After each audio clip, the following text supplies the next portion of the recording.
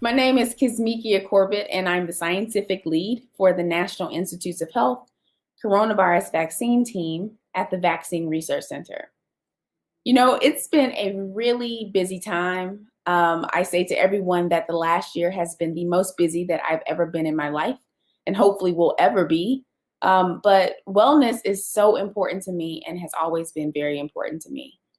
And so, as we really embarked on this year, and I started to feel myself slipping out of my wellness space, and in so many instances, slipping out of my peace, I started to incorporate meditation into my wellness. And so, I try to meditate on Monday mornings to get the week started and to really center myself back into my peace before embarking on the week. The COVID-19 pandemic has really panned out to be one of the most devastating public health issues in the last 100 years, particularly as we think about health disparities within this country. In the US, Black people are about 2 to 3 times more likely to die from COVID.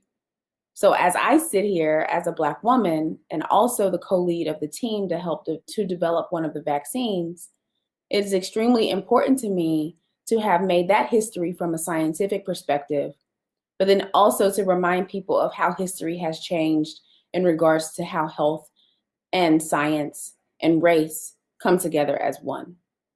We all understand that there have been issues with mistrust and distrust, particularly, actually, just the non trustworthiness of the medical institution as it pertains to Black people.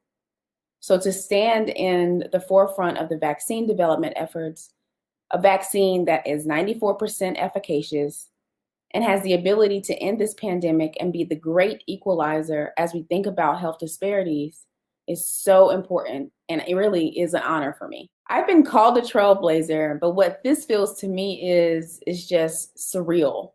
I think that for the last year, since the beginning of the pandemic, we've really been just so focused on the work that I haven't really had the opportunity to step outside of it and bask in what is essentially history.